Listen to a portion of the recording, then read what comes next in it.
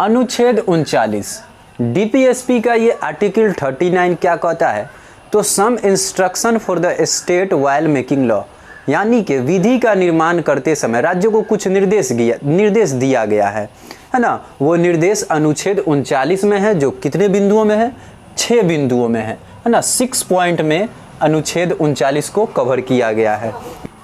तो पहला क्या है, पीपल हैव इक्वल राइट, क्या है, people have equal right to adequate means of livelihood, यानी कि है ना, people means male and female, men and women both, है ना, महिला और पुरुष दोनों को बराबर अधिकार है। इक्वल राइट बराबर अधिकार है, महिला और पुरुष दोनों को बराबर अधिकार है क्या करने का, तो एडिक्वेट मीन्स यानी कि पर्याप्त मात्रा में आमदनी प्राप्त करने का, जीवन यापन, लिवलीहुड है ना, जीवन यापन, जीवन निर्वाह के लिए है ना, पर्याप्त मात्रा में आमदनी अर्जित करने का मेन एंड वुमेन यानी ऑल पीपल को, यानी सभी को है ना, क्या है, अधिकार है। इस अधिकार से राज्य सरकार यानी कि सरकार इस अधिकार से है ना, राज्य इस अधिकार से किसी को भी वंचित नहीं कर सकता है ना। क्या अधिकार है भाई, तो है ना, जीवन निर्वाह के लिए पर्याप्त मात्रा में आमदनी प्राप्त करने का, आमदनी अर्जित करने का ये अधिकार दिया गया। किसको, तो पीपल को, यानी मेल एंड है ना फीमेल को। समझ गए, people have equal right to adequate means of livelihood. अब दूसरा पॉइंट क्या कहता है 39 का, तो the ownership and control of material resources should है ना, shall be organised in manner way to serve the common good, यानी कि सरकार की जो संपत्ति होती है, सरकार के पास जो है ना द्रव्य संसाधन है ना, द्रव्य संपत्ति या कोई भी संपत्ति होती है, उसका है ना, उसका इस तरह से है ना, उसको इस तरह से व्यवस्थित करना है सरकार को ताकि उसका लाभ सार्वजनिक लोगों को हो सके, यानी सार्वजनिक रूप से सभी को उसका क्या हो सके, लाभ हो सके। तीसरा पॉइंट क्या कहता है 39 का, the state shall avoid concentration of wealth in a few hands, यानी कि राज्यों को कुल मिला के सरकारों को क्या करना है, रोकना है, धन के संचयन को रोकना है ना। ऐसा जो होता है कि ऐसा हमारे समाज में होता है, हमारे देश में होता है कि जो अमीर लोग होते हैं वो और अमीर होते जाते हैं और धनी होते जाते हैं है ना। तो क्या करना है, इसको रोकना है, क्योंकि किसी एक ही पास यानी कुछ ही लोगों के पास क्या हो रहा है, धन का संचयन हो रहा है ना। तो धन के संचयन को यानी कुछ ही लोगों के पास है ना, एक ही हाथ में धन के संचयन को क्या करना है, रोकना है। ये राज का क्या है भाई, तो ड्यूटी है कि धन के संचयन को कुछ हाथों में संचित न होने दे। समझ ना, धन के यानी धन को क्या न होने दे, कुछ ही हाथों में संचित न होने दे, बल्कि धन का संचयन सभी में हो है ना। भारत के सभी नागरिकों में धन का संचयन हो सके, ऐसी व्यवस्था करना है। ऐसी व्यवस्था नहीं जिसमें धन का संचयन कुछ ही हाथों में होता चला जाए, अमीर और अमीर बनते चला जाए और गरीब और गरीब बनते चला जाए। तो ये 3 कहता है। चौथा क्या कहता है, equal pay for equal work for both men and women, equal pay for equal work यानी समान काम के लिए समान वेतन, for both men and women, महिला पुरुष दोनों के लिए। आमतौर पे होता है कि हमारे समाज में है ना, अगर खेत में महिला और पुरुष दोनों काम करते हैं तो महिला को कम मजदूरी दिया जाता है और पुरुष को ज़्यादा मजदूरी दिया जाता है। तो ऐसा नहीं होना चाहिए। राज्य ऐसे है ना, राज्य का ये कर्तव्य है कि ये इन चीज़ों को रोके है ना। और यही वजह है कि हम सरकारी क्षेत्रों में काम करने वाले है ना, सभी कर्मचारियों को, चाहे वो महिला और पुरुष हो, उनका वेतन समान होता है ना। क्योंकि काम समान किया जाए तो वेतन भी समान मिलना चाहिए। भले हाँ, ये बात भी सही है कि महिला की जो क्षमता होती है, काम करने की जो क्षमता होती है महिला की, वो कम होती है, पुरुषों की ज़्यादा होती है, लेकिन काम तो समान किया जा रहा है ना। उनका जितना क्षमता वो अपनी क्षमता के अनुसार काम करते हैं, पुरुष का जितना क्षमता वो अपनी क्षमता के अनुसार काम करते हैं, काम समान करते हैं, तो वेतन भी समान मिलना चाहिए। अब इसमें महिला का दोष तो नहीं है कि उनका क्षमता कम होता है कि नहीं। तो ये है 4 में 39 के 4 को हम भी समझ गए, चौथे बिंदु को हम समझ गए। अब 5वां बिंदु क्या कहता है, 5वां point, the protection of the strength and health of the workers, यानी कि सुरक्षा। प्रोटेक्शन मीन्स सुरक्षा। The protection of the strength and health of the workers, यानी कि मजदूरों के स्ट्रेंथ की सुरक्षा करना और उनके हेल्थ की सुरक्षा करना ये राज्य का कर्तव्य है ना। आ रहा ना समझ में? मजदूरों के क्या चीज़ के, तो हेल्थ का और उनकी ताकत का, स्ट्रेंथ जिससे वो काम करते हैं, जिस स्ट्रेंथ से वो काम करते हैं उस स्ट्रेंथ को यानी उस ताकत को, है ना, उनकी ऊर्जा का सुरक्षा करना और उनके स्वास्थ्य का सुरक्षा करना, ये क्या है? कर्तव्य है सरकार का। ऐसे किसी काम में नहीं लगा देना जिससे उनका स्वास्थ्य और उनका स्ट्रेंथ सब बर्बाद हो जाए, है ना, बल्कि ऐसे काम में लगाना जिससे उनके स्वास्थ्य को और उनकी स्ट्रेंथ को कोई हानि न पहुँचे। तो ये हो गया, यानी मजदूरों के, है ना, स्ट्रेंथ और उनके हेल्थ का क्या करना? सुरक्षा करना।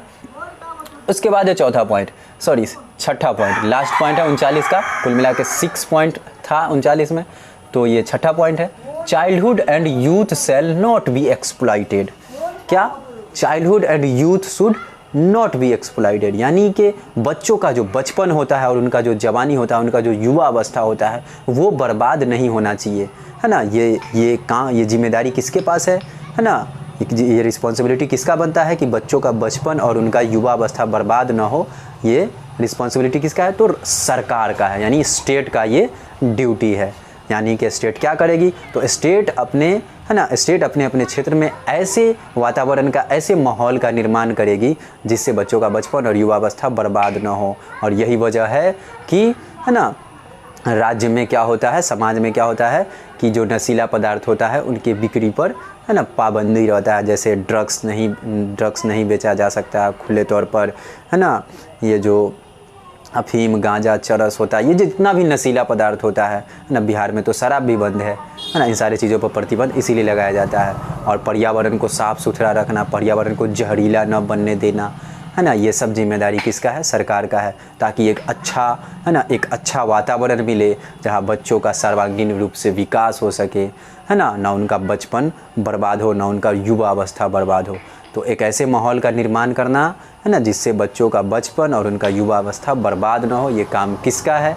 तो सरकार का है, ये राज्य की जिम्मेवारी है ना। स्पष्ट रूप से कहा गया, childhood and youth shall not be exploited, बचपन और उनकी युवा अवस्था बर्बाद ना हो बच्चों की, ये काम किसका है? तो राज्य सरकार का है। तो ये समझ आए, कुल मिलाकर 39 में कितने पॉइंट थे? तो 6 पॉइंट थे। ये जो 6 पॉइंट है, ये सभी पॉइंट किस में आते हैं? तो 39 में आते हैं। तो याद रखेंगे 39 में 6 पॉइंट, है ना। अब हम लोग समझते हैं 39 का ए, है ना, 39 का ए, 39 में 2, एक 39 जिसमें 6 पॉइंट और एक 39 का ए। उसके बाद हम लोग फिर 40 में चलेंगे, यानी 40 में चलेंगे। तो 39 का ए क्या कहता है? Equal justice and free legal add. क्या? तो समान न्याय और फ्री कानूनी सहायता, यानी मुफ्त कानूनी सहायता। सरकार का ये कर्तव्य है कि वो सभी के साथ समान न्याय करे और ऐसे व्यक्ति जो कानूनी सहायता लेने में सक्षम नहीं हैं, यानी उनके पास उतना आमदनी नहीं है, तो सरकार उसको मुफ्त में कानूनी सहायता उपलब्ध कराए, है कि नहीं।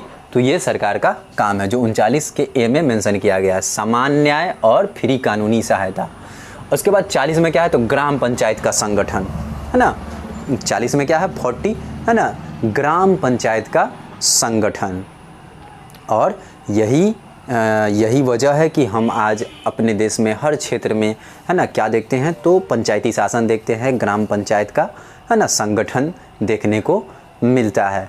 और अब इसे क्या बना दिया गया है ना, 73वां और 74वां संविधान के 73वें और 74वें संशोधन के द्वारा 93-94 में 1993-94 में क्या कर दिया गया? तो इसको कानूनी अधिकार, यानी कानूनी अधिकार में शामिल कर दिया गया। यानी अब ये कानूनी अधिकार हो गया, यानी होना ही होना चाहिए। पहले ये क्या था? राजनीतिक अधिकार था, जब तक ये DPSP में था। तो अब ये किस में, यानी इसको क्या दे दिया गया? ये तो मतलब DPSP में तो है ही, है ना, इसके अलावा इससे कानूनी अधिकार भी बना दिया गया है। तो ये समझ गए। 40 अनुच्छेद 40 क्या कहता है? तो ग्राम पंचायत का संगठन करना। 41 right to work, education and assistant in certain cases. यहाँ पे ध्यान रखना है, ये बड़ा इंपॉर्टेंट क्या है? अनुच्छेद है। अनुच्छेद 41 क्या कहता है? Right to work, education and assistant in certain cases, यानी कुछ कुछ विशेष परिस्थितियों में क्या चीज़ का अधिकार, तो शिक्षा का, काम का और सहायता का।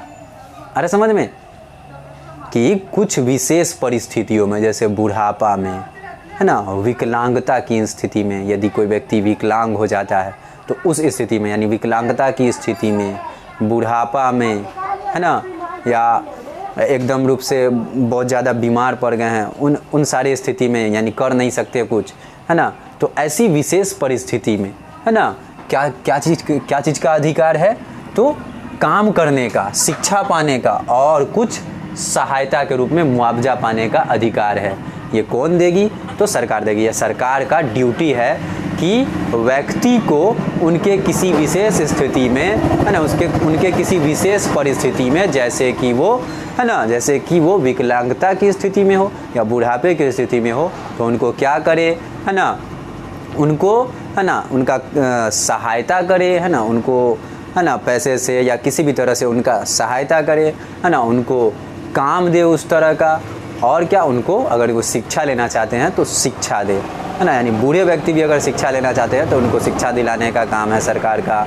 इसके अलावा उनको वैसा काम दिलाने का जिम्मेवारी है सरकार का जो वो कर सकते हैं। और यही वजह है कि सरकार जो है सरकारी क्षेत्रों में हैंडीकैप लोगों का भी क्या करती है, बहाली करती है। 60 साल के बाद भी काम कर, यानी 60 साल रिटायरमेंट के बाद भी, है ना, लोगों के काम करने का व्यवस्था करती है सरकार। और कानूनी और क्या देती है, तो सहायता के रूप में तरह तरह का 5 वर्षीय योजना लॉन्च किया गया था। इंदिरा गांधी आवास योजना, वृद्धा पेंशन योजना, है ना, विधवा पेंशन योजना, इस तरह का बहुत सारा, है ना, सरकारी योजना चलाया गया है इसी आर्टिकल के, है ना, बेसिस पे, इसी आर्टिकल 41 के बेसिस पे इस तरह का योजना चलाया जा रहा है सरकार के द्वारा। तो ये 41 समझ गए। अब है 42, provision for just and human condition of work and maternity relief.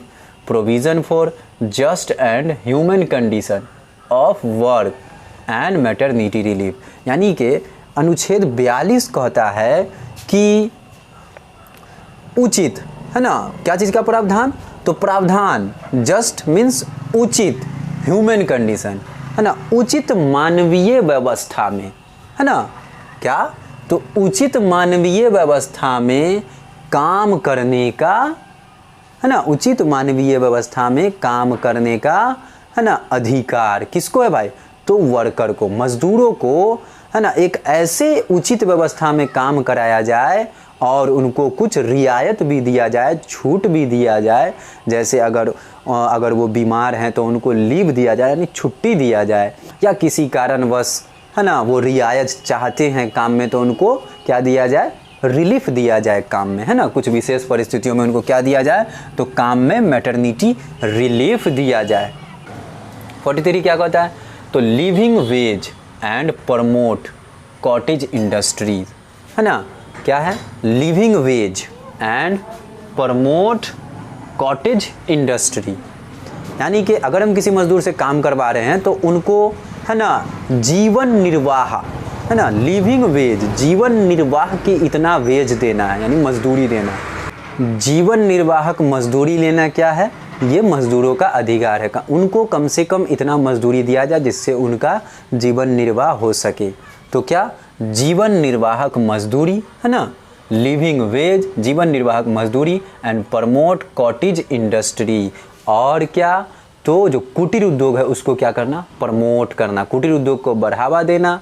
और कहीं भी अगर हम किसी वर्कर से काम करवा रहे हैं, सरकारें काम करवा रही है ना, तो उनको क्या करना है, कोई भी स्टेट काम करवा रहा है तो उनको क्या करना है, तो उनको जीवन निर्वाहक मजदूरी देना है, इससे कम नहीं दिया जा सकता। तो ये क्या कहता है 43 ए क्या कहता है, तो participation of workers in management of industries, यानी कि, है ना, यानी कि उद्योगों के व्यवस्था में, उद्योगों के मैनेजमेंट में, अरे समझ में, इंडस्ट्रीज के मैनेजमेंट में, यानी उद्योगों के व्यवस्था में क्या करना है, तो वर्कर का, है ना, वर्कर का पार्टिसिपेशन लेना है, वर्कर को भागीदार बनाना है। अरे समझ में, यानी उद्योगों में जो काम होता है ना, उद्योगों में जो काम होता है सिर्फ मशीनों से ही नहीं करवाना है, बल्कि क्या करना है, उसमें मजदूरों को भी, है ना, उसमें मजदूरों का भी, है ना, उसमें पार्टिसिपेशन कराना है, यानी मजदूरों को भी उसमें भाग दिलाना है। है ना, यानी उद्योगों में मजदूरों को भाग देना है काम के लिए। उसके बाद 44 क्या कहता है, तो यूनिफॉर्म सिविल कोड, है ना, समान नागरिक संहिता। 44 क्या कहता है, बहुत फेमस है ना। 44 क्या कहता है, तो एक समान नागरिक संहिता, है ना, यूनिफॉर्म सिविल कोड, यानी कि जैसा कि हम जानते हैं कि हिंदू विधि, है ना, हिंदू धर्म के अनुसार अलग अलग धार्मिक लॉ अलग हैं, है ना, इस्लाम धर्म के अनुसार अलग अलग इस्लामिक लॉ अलग हैं, मुस्लिम लॉ अलग है ना, और हिंदू धर्म यानी हिंदू विधि विधान के तहत भी अलग अलग, है ना, हिंदू लॉ अलग है। तो आज़ादी के समय क्या था कि एकाएक क्या किया जा सकता था कि इन सारे लॉ को हटा के और एक कॉन्स्टिट्यूशन लॉ लागू नहीं किया जा सकता था, क्योंकि वहाँ पे बौद्ध धार्मिक विदेश था बहुत ज़्यादा, तभी तो बंटवारा हो गया था। तो इसीलिए हमारे जो संविधान निर्माता थे उन्होंने क्या किया, इस अनुच्छेद को इसमें जगह दिया, क्योंकि इससे तो एकदम से लागू करना ज़रूरी तो नहीं है, तो राज्य सरकार पे डिपेंड करता है, जब राज्य सरकार इसको लागू करे। तो जैसे जैसे सुविधा, है ना, होता है, राज्य सरकार धीरे धीरे इस DPSP को, है ना, अपनी क्षमता के अनुसार लागू करती है। ये राज्य सरकार का कर्तव्य है ना, एकदम करना ही करना है, ऐसा कुछ नहीं है। क्या है भाई, तो जैसे जैसे राज्य सरकार अपनी क्षमता के अनुसार ज़रूरी समझेगा, है ना, वैसे वैसे इस DPSP में शामिल अनुच्छेदों को क्या करेगा, लागू करेगा, क्योंकि इसको न्यायालय में तो चुनौती दिया नहीं जा सकता, तो कोई दबाव तो है नहीं।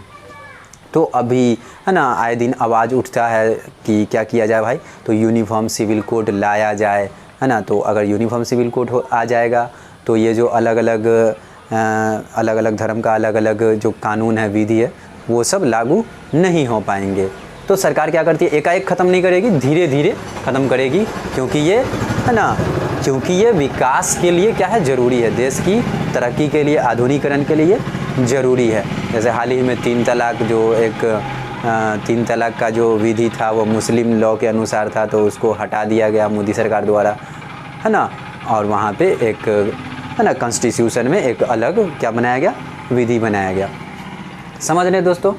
तो ये है अनुच्छेद क्या, 44। अब हम लोग 45 समझते हैं, 45 provision for free and compulsory education for children, यानी कि क्या चीज़ का प्रावधान, तो बच्चों के लिए मुफ्त और, है ना, मुफ्त और एकदम ज़रूरी शिक्षा की व्यवस्था का प्रावधान करना। जैसा कि हम मौलिक अधिकार के अनुच्छेद 21 के ए में भी पढ़े थे कि 6 से 14 वर्ष के बच्चों के लिए फ्री और कंपलसरी शिक्षा का व्यवस्था करना, है ना। ये किसका काम है, सरकार का काम है।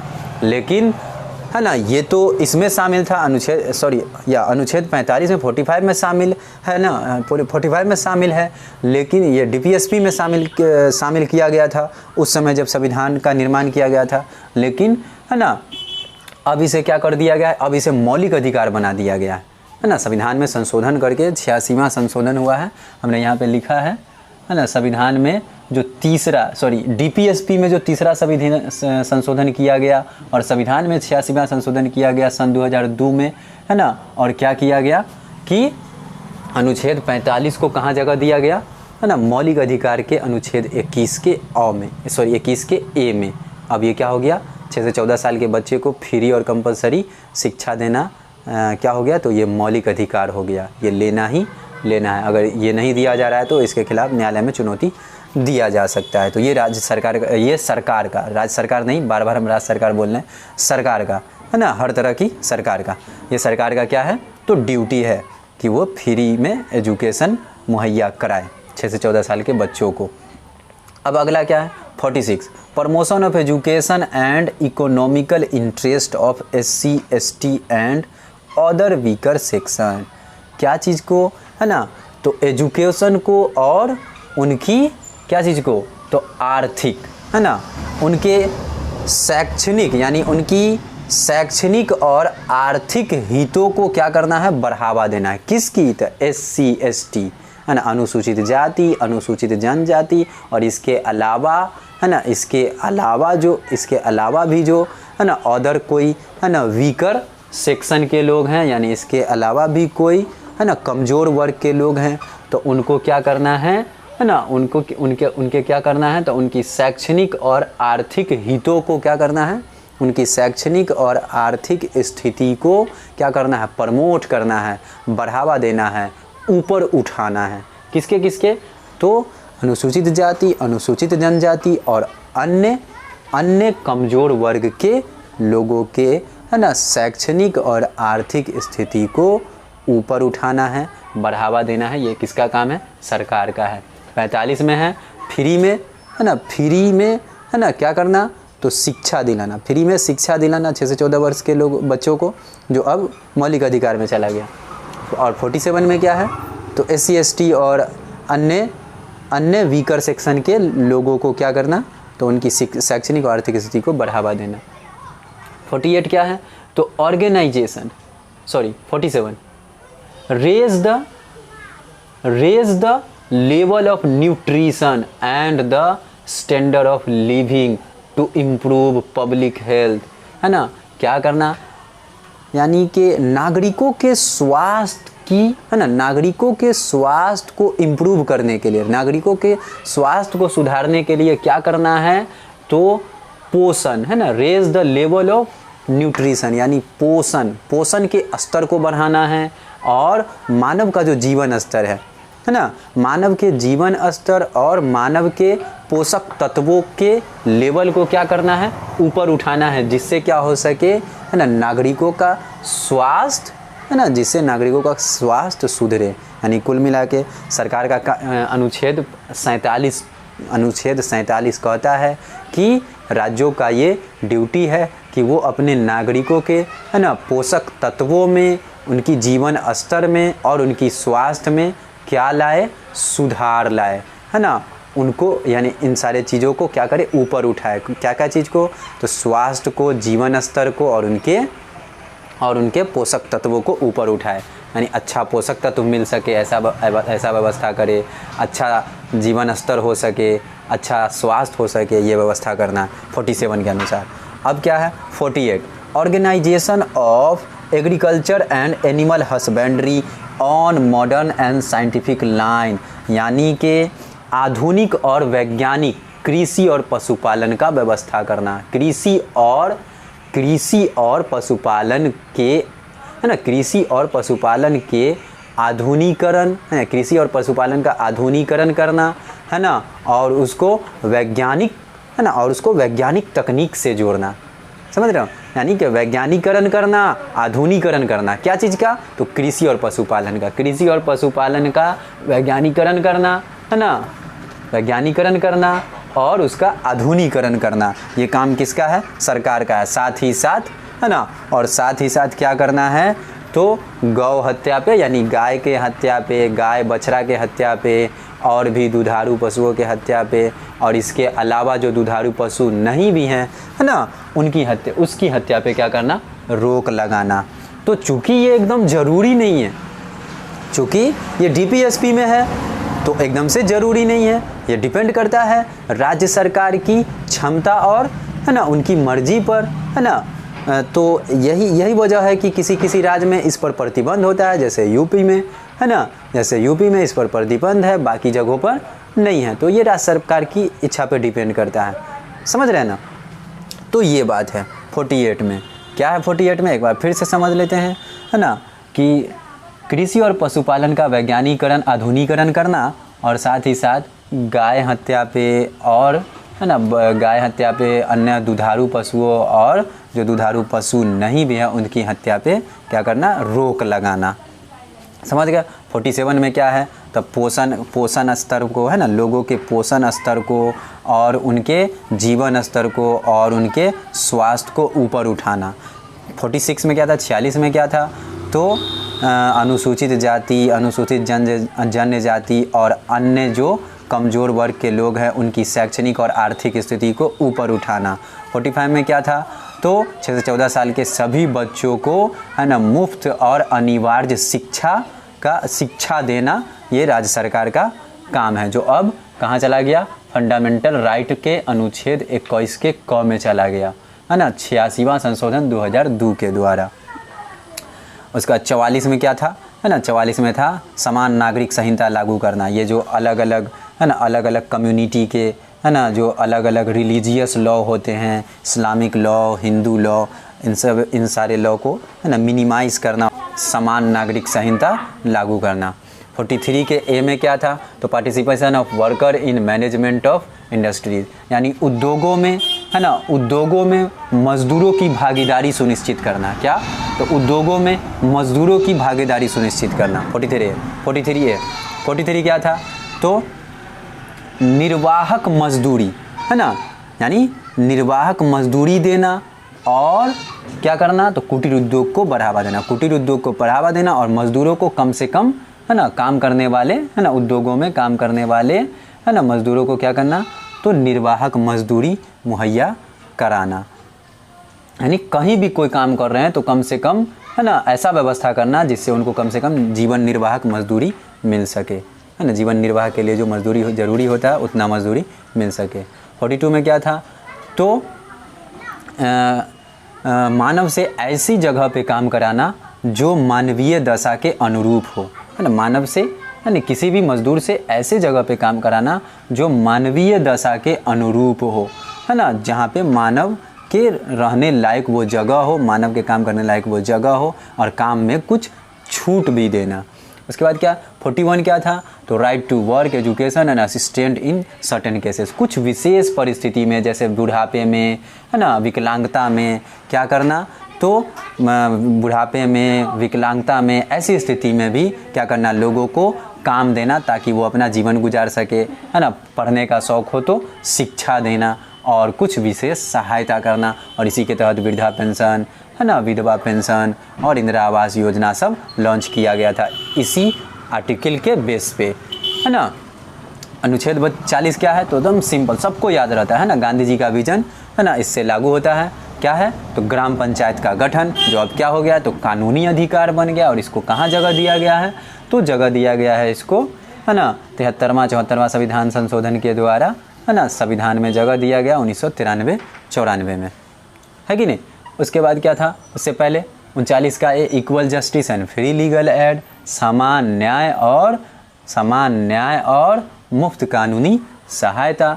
ऐसे लोगों को जो सक्षम नहीं है उसको मुफ्त कानूनी सहायता देना है और सबके साथ क्या करना है, इक्वल जस्टिस करना है, बराबर से न्याय करना है ना। 39 में 6 पॉइंट थे। एक क्या था, पहला क्या था, तो पहला था कि भाई लोगों को जीवन निर्वाहक आमदनी प्राप्त करने का अधिकार है, महिला पुरुष सबको, है ना, अपने जीवन निर्वाह के लिए जो जितना ज़रूरी है, जितना पर्याप्त है, उतना आमदनी प्राप्त करने का अधिकार है। 39 का ए बोल रहा था। 2 क्या बोल रहा था, तो 2 बोल रहा था कि जितने भी सरकारी, है ना, जितने भी सरकारी संसाधन हैं, जितने भी सरकारी संपत्ति हैं, उसको क्या करना, इस तरह से व्यवस्थित करना ताकि उसका लाभ सबको मिल सके, है ना। जैसे पानी हुआ, ऐसा व्यवस्था करना जैसे सबको पानी मिल सके, है ना। तेल भी दिया जाता था, सबको दिया जाता था। इस तरह तीसरा क्या है, तो ये जो धन का संचयन है, ऐसा व्यवस्था न होने देना जिससे धन का संचयन जो है एक ही हाथ में हो, कुछ ही हाथ में धन का संचयन न हो सके, इसको रोकना, बल्कि ऐसा व्यवस्था करना जिससे धन सब अर्जित कर सके, सबके पास धन का संचयन हो सके, है ना। ऐसा नहीं कि अमीर अमीर बनते चला जाए, गरीब गरीब बनते चला जाए। फिर क्या था, तो equal pay for equal work, समान काम के लिए समान वेतन, है ना। अगर महिला पुरुष दोनों एक ही काम कर रही है तो उनको, है ना, दोनों को एक समान वेतन दिया जाए। समान काम के लिए क्या, तो एक समान वेतन दिया जाए, किसको, महिला और पुरुष दोनों को, है कि नहीं। और 5वां क्या था, तो मजदूरों के स्वास्थ्य का और उनके स्ट्रेंथ का, जिससे वो काम करते हैं, जिस स्ट्रेंथ के बदौलत वो काम करते हैं, जिस स्ट्रेंथ की सहायता से वो काम करते हैं, उनकी स्ट्रेंथ का और उनके क्या चीज़ का, तो हेल्थ का सुरक्षा करना सरकार का जिम्मेवारी है। ऐसे काम में न लगाना जिससे उनके हेल्थ या स्ट्रेंथ पर कोई नुकसान पहुँचे। 6ठा क्या था, तो एक ऐसा वातावरण क्रिएट करना जिससे बच्चों का बचपन और उनका युवा अवस्था बर्बाद न हो, यानी नशीले पदार्थों के बिक्री पर, है ना, यानी नशीले पदार्थों की बिक्री पर पूरी तरह से प्रतिबंध लगाए ताकि बच्चों का बचपन और युवा अवस्था फले फूले बल्कि बर्बाद न हो सके। तो ये हमने पूरा 39 से और 48 तक देखा। अब 48 का ए है, 48 क्या है, 48 का ए एक बिंदु है जिसको समझते हैं, protection and improvement of environment and safeguarding of forest wildlife. यानी क्या है, तो सुरक्षा, प्रोटेक्शन एंड इम्प्रूवमेंट, सुरक्षा करना है और सुधार करना है। क्या चीज़ में? तो पर्यावरण में। पर्यावरण का और वन्य जीवों का, जंगलों का, वनों का सुरक्षा भी करना है और इसके है ना उन्नति के लिए भी काम करना है, ताकि हरियाली और बढ़े, वनों में और उन्नति हो, वनों का ह्रास ना हो, वन्य जीव जो होते हैं उसमें क्या हो, बढ़ोतरी हो, ह्रास ना हो। और इसी वजह से शिकार करना क्या हो गया है, गैर कानूनी हो गया है, क्योंकि वन्य का जो यानी वन्य जीव की जो संख्या है वो दिन प्रतिदिन क्या होते जा रही है, ख़त्म होते जा रही है ना। तो इससे क्या होगा, वन्य जीवों का ह्रास होगा, है ना। अगर इसी तरह शिकार होता रहा जैसे पहले हुआ करता था, है ना, तो इसीलिए शिकार पे क्या है, प्रतिबंध है। तो ये राज्य का कर्तव्य होता है। उसके बाद क्या है, 49, 48 एंड 40A। 40 क्या हम समझे, 48 और 48 का ए, 2 पॉइंट हम समझे। 48 में क्या पॉइंट था, 2 पॉइंट, एक 48 और एक 48 का ए। 48 के ए में क्या था, तो पर्यावरण और वन्य जीवों और वनों का सुरक्षा करना और उसको क्या करना, बढ़ावा देना। 48 में क्या था, तो है ना कृषि और पशुपालन के आधुनिकीकरण का व्यवस्था करना, वन्य और दुधारू पशुओं और अन्य दुधारू पशु जो नहीं भी है उनके हत्या पे प्रतिबंध लगाना। अब समझते हैं 49 यानी 49, protection of monuments, places and objects of national importance. राष्ट्रीय महत्व का कोई भी वस्तु, है ना, राष्ट्रीय महत्व का कोई भी स्मारक, राष्ट्रीय महत्व का कोई भी जगह है तो उसका क्या करना है, उसका सुरक्षा करना है ना। उसको टूटने फूटने, है ना, से क्या करना है, बचाना है। ये किसका काम है, सरकार का काम है, राज्य का काम है ना, कि इसके टूटने फूटने से यानी इसको टूटने फूटने से बचाना है, कोई इसको क्षति न पहुंचाए। अगर उसका स्थिति ख़राब हो गया तो उसका मरम्मत कराना है ना। जैसे में आ जाता है ताजमहल, लाल किला, ये सब राष्ट्रीय स्मारक है। इसका सुरक्षा करना, इसका देख रेख करना, इसको यानी इसको बर्बाद होने से बचाना किसका काम है, सरकार का काम है ना। कहीं पे कोई यानी कहीं पे डैमेज हो गया तो उसको मरम्मत करवाना सरकार का काम है ना। ये जो स्मारक होते हैं, है ना, monument and places and objects of national importance, ये सब किसके अधीन में आते हैं, तो सरकार के अंतर्गत आते हैं। उसके बाद क्या है, 50, separation of judiciary from the executive, है ना। क्या भाई, तो अनुच्छेद 50 में कहा जाता है कि क्या करना है, तो न्यायपालिका को कार्यपालिका से अलग करना है। सरकार को ऐसा व्यवस्था करना है जिससे न्यायपालिका कार्यपालिका से अलग रहे। यानी कोर्ट वोट जो होता है ना, कोर्ट जहाँ न्याय दिया जाता है उसको कार्यपालिका से, है ना, राष्ट्रपति, राज्यपाल, है ना, ये सब जो होते हैं उससे क्या करना है, अलग रखना। और लास्ट है अनुच्छेद 51, 51, क्या भाई, तो अंतर्राष्ट्रीय शांति, है ना, promotion of international peace and security, अंतर्राष्ट्रीय शांति और सुरक्षा को बढ़ावा देना। अनुच्छेद 51 क्या कहता है ना, तो सरकार का ये कर्तव्य है कि क्या करे वो, तो अंतर्राष्ट्रीय शांति और सुरक्षा को क्या करे, बढ़ावा दे सके। तो फ्रेंड्स, ये था डीपीएसपी जो अनुच्छेद 36 से 51 तक में वर्णित किया गया था। उम्मीद करते हैं आप लोग इसको अच्छे से याद कीजिएगा। अनुच्छेद 36 से 51 तक को अच्छे से याद कीजिएगा ताकि ये आपके एग्ज़ाम में भी काम आए और आप अपने अधिकार को भी जानें और यानी कि आप एक जागरूक नागरिक बन सके। इसके लिए भी ये ज़रूरी है कि आप एक एक अनुच्छेद को अच्छे से जानें।